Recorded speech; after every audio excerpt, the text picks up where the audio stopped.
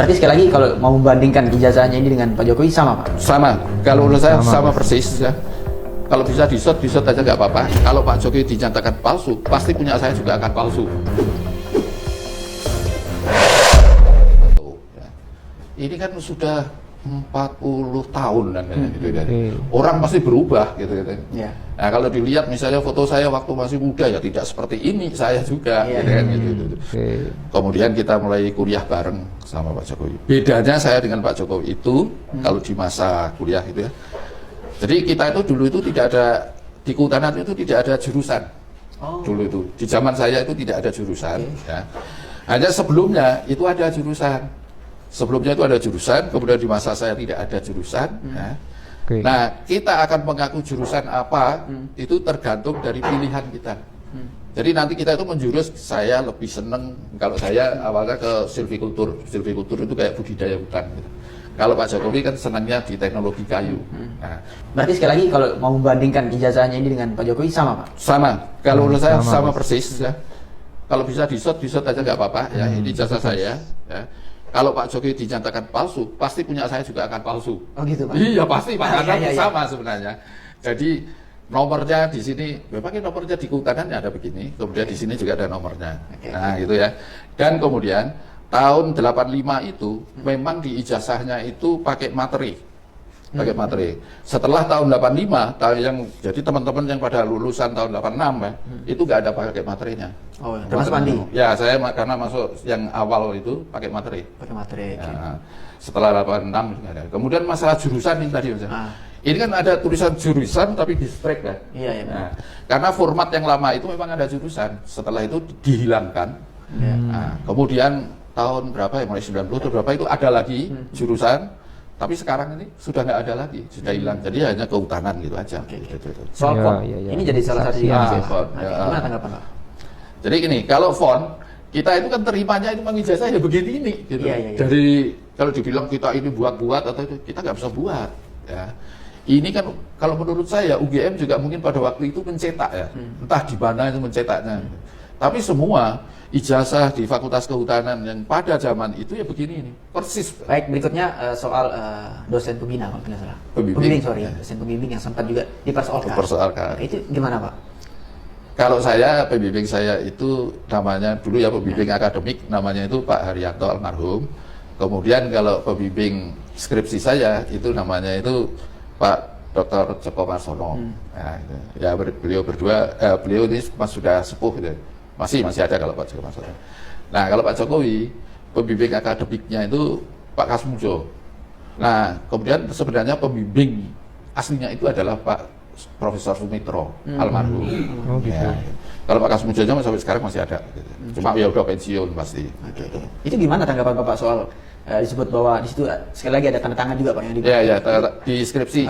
Sorry. Itu sama nggak dengan Bapak?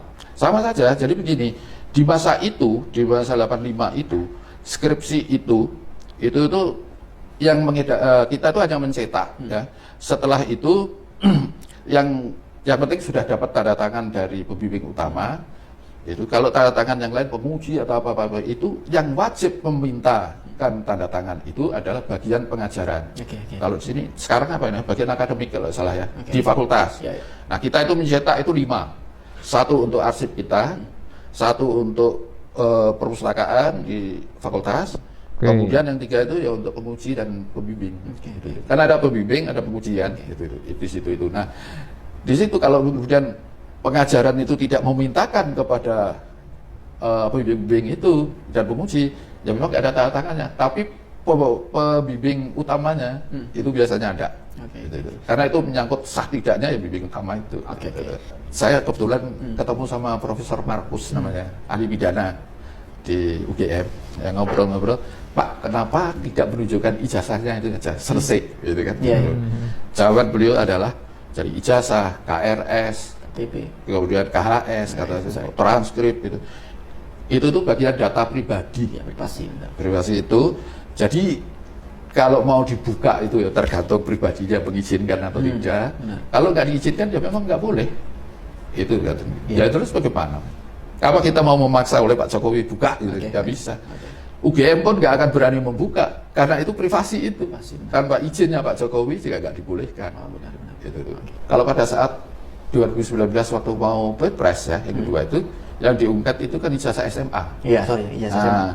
Di ijazah SMA itu begini, Pak Jokowi itu sekolahnya itu masuk awal itu SMPP. SMPP, kalau di sini itu SMA 3. Oh ya. SMA 3 itu dulu katanya juga SMPP. Ya. Kemudian pada saat mau lulus, Pak Jokowi itu mau lulus, SMPP itu berubah menjadi SMA 6. Jadi ijazahnya keluarnya menjadi SMA 6. Oh, berubah. Ya, kan begitu kan itu. Nah, itu yang dipersoalkan. Okay. Sekolah di SMPP kok bisa-bisanya lulusnya menjadi SMA 6 gitu kan. Jadi itu kan dipersoalkan. Iya. Kemudian dibilang juga Pak Jokowi ini bodoh SMA-nya, masuk sekolah SMA sampai 4 tahun. Gitu kan ada yang begitu itu juga. Di masa kami sekolah di SMA itu orang wajarnya 3 tahun, kemudian di zaman saya itu ada perpanjangan 1 semester. Iya. Itu konsepnya Pak siapa ya, Daud Yusuf atau gimana itu, karena kita mau mengubah semester. Kalau dulu kita lulus Januari, kita sekarang lulusnya Juni, sehingga lulus Bapak SMA itu kita itu 3,5 tahun. Itu di zaman saya ya, termasuk Pak Jokowi juga sama kan, se-Indonesia itu. Nah diungkit di situ, kemudian kan nyata nggak terbukti. Selesai juga. Ya, selesai juga di SMA 1 itu. Oke guys, jadi itu tadi kesaksian dari Pak Andi, teman Pak Jokowi waktu kuliah bareng, membuat Roy Suryo CS tentunya ketar-ketir pastinya. Kabarnya hingga ada yang sampai meminta maaf, bahkan ada yang meminta pemerintah untuk membantu menyelesaikan. Namun hal ini sudah diproses secara hukum dan mereka pun harus menerima konsekuensinya. Mau nggak mau kasus ini harus segera dibuktikan sehingga tidak ada lagi kegaduhan di luar sana soal ijazah Pak Jokowi itu asli atau tidak asli, guys. Bapak Insinyur Joko Widodo adalah alumni Prodi S1 di Fakultas Kehutanan Universitas Gadjah Mada angkatan tahun 1980. Yang kedua, Ini Bapak Insinyur Joko Widodo dinyatakan lulus dari UGM tahun 1985 sesuai ketentuan dan bukti kelulusan berdasarkan dokumen yang kami miliki. Yang ketiga, atas data dan informasi yang kami miliki dan terdokumentasi dengan baik, kami meyakini mengenai keaslian ijazah sarjana S1 Insinyur Joko Widodo dan yang bersangkutan benar-benar lulusan Fakultas Kehutanan Universitas Gadjah Mada. Ini yaitu Rektor UGM, Ova Emilia, yang dulu sudah pernah melakukan konferensi pers dan menyatakan Pak Jokowi merupakan lulusan Fakultas Kehutanan UGM sehingga ijazahnya diyakini asli. Jadi ini video lama, guys.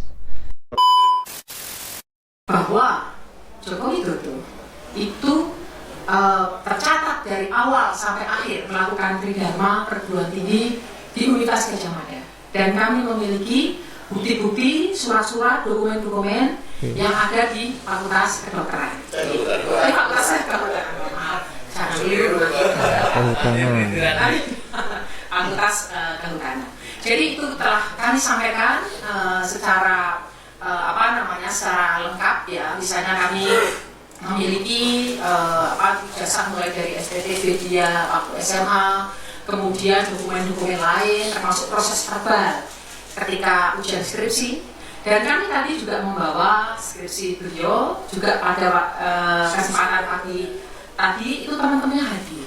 Sebetulnya banyak sekali yang hadir, satu angkatan, ada yang terutama yang wisudanya bersamaan itu pada hadir, dan mereka juga membawa skripsi yang juga dilihat oleh beliau-beliau. Plus tadi juga mereka membawa foto-foto, dokumen-dokumen. Jadi di dalam konteks ini bukan soal membela siapa, tidak. Tapi bahwa kami dalam posisi ini adalah menjelaskan sebagai sebuah lembaga yang memiliki dokumen ini mahasiswa kami dulu atau tidak dan lulus atau tidak. Itu sudah kami jelaskan, dan Joko Widodo itu lulus pada November ya. 5 November 1985. Oke guys, jadi ini keterangan baru dari Bu Wakil Rektor UGM. Jadi dia menegaskan bahwa Presiden Jokowi tercatat resmi sebagai mahasiswa Fakultas Kehutanan dan telah lulus sesuai prosedur.